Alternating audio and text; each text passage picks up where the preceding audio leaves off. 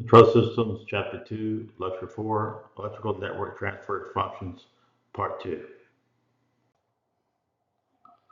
So in this lecture, we're going to take a look at complex circuits using mesh analysis.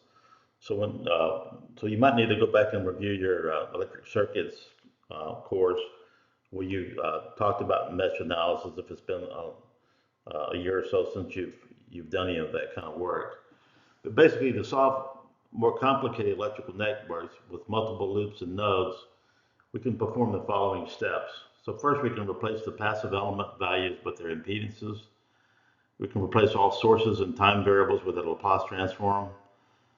We assume the transform current and a current direction in each mesh. We write Kirchhoff's voltage laws around each mesh as usual.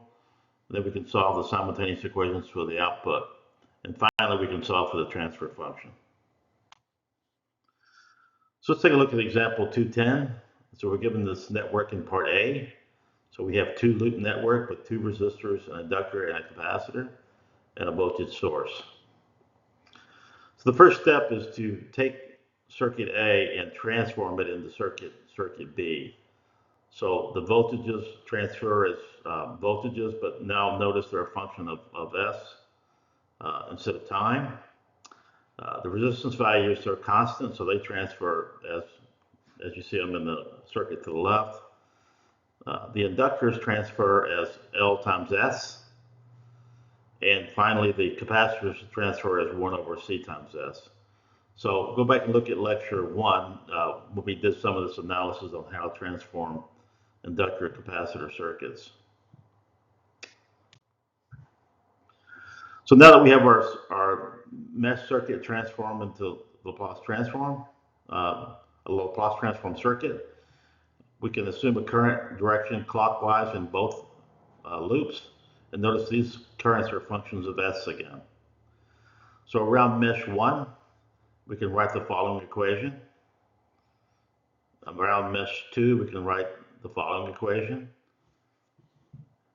And so these two equations, we can factor out the current out of this. These two terms have I1 in it, so we can factor that out. We can also group the I2 values, this value, this value, and this value here, and write them times I2, and then we can shift this value over to the left.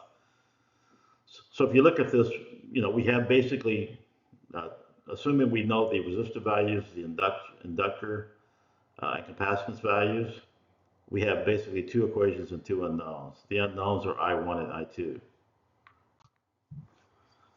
So we can take those equations and we can solve them by using Cramer's rule or any other method. So here's, we want to solve for I2, so we write use Cramer's rule to solve for that. And again, it's been a while since you used Cramer's rule, please go back and look it up on how to use Cramer's rule to solve for two equations of two unknowns. So solving this equation, we can reduce it down to something as follows. So for the top value, this term times 0 obviously is 0, and then it's minus Ls times V. And finally, for the denominator, it's this term times this term minus this term times that term. So now, this is the equation we got on the previous slide. So we can solve for the G sub S transfer function is I2 over V. So we can take this V value and move it over. Here, I didn't actually multiply this term out, but if you multiply it out, you can collect terms, and it looks like the denominator here. So this is our transfer function for the circuit. So the input is the voltage, and the output is I2, and here's the G.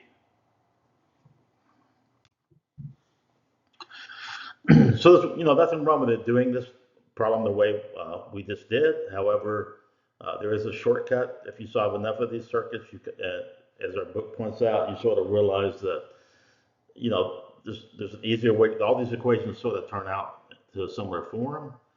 So for example, let's look at this term here. So this is simply the sum of the impedances around mesh 1. So you have R1 plus LS times I1. So sum of impedances around mesh 1 minus the sum of impedances around that are common to the two meshes. Well, so this LS value is common to both meshes, so it's just going to be LS times I2 equals the sum of the applied voltages around the mesh. So there's only one here, that's V sub S. For the second equation, again, you have sum of impedances is common to the two meshes. That's this value here times I1 plus the sum of impedances around mesh 2. So you have this value, and this value times I2. Applied voltage is around mesh 2. Well, there's no voltage sources, so that's going to be 0. So what this shows you is that instead of going through and using Kirchhoff's rules like we did, there's nothing wrong with that. We could have used this simplified approach and wrote these equations directly. So it sort of simplifies the method to solve these. So doing that, let's take a look at a little bit more complicated circuit. This has three loops. So again, we could write three equations like we did before, or use Kirchhoff's rules. But let's see if we can solve this using this simplified. So let's take a look at how to solve this circuit. In this case, let's label the loops 1, 2, and 3. So let's take a look at applying the simplified approach to this loop 1. So we have sum of impedances around mesh 1. So we would have 1 plus 1 plus 2s times I1. So 1 plus 1 is 2 plus 2s times I1. So that's the first part of it. Minus sum of impedances common to mesh 1 and 2. So what's common to mesh 1 and 2 is 1 and 2s. So we would have 2s plus 1 times I2. Now, let's look at sum of impedances common to mesh 1 and 3. That would be simply this value here, 1 times I3, because I3 is going through this loop here, equals sum of applied voltages around mesh 1. So there's only one voltage source, that would simply be Vs.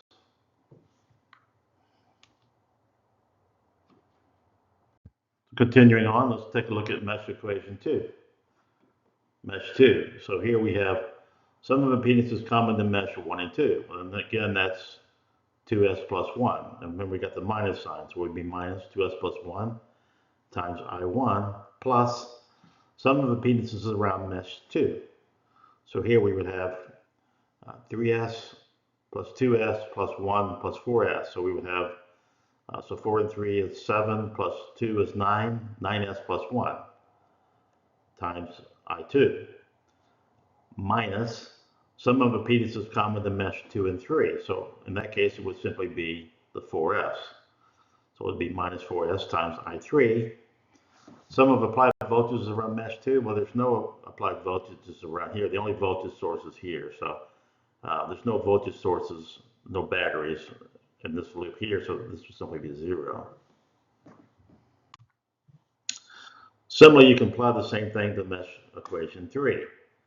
So here we have minus sum of impedances common to mesh 1 and 3.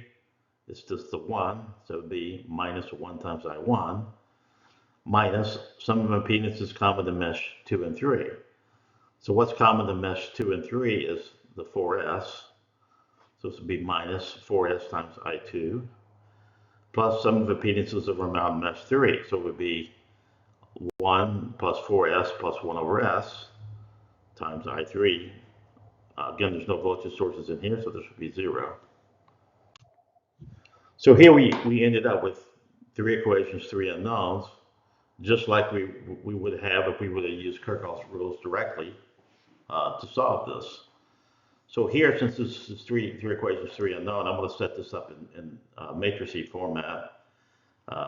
So here you have this 3 by 3 matrix times a 3 by 1 matrix equals a 3 by 1 matrix. And then I'm going to use MATLAB to actually solve this.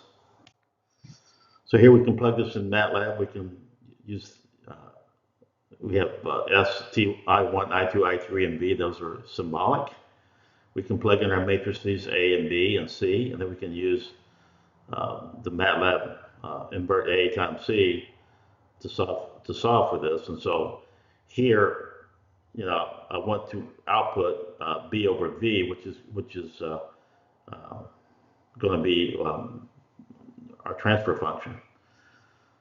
So here, MATLAB spits out I1, I2, and I3.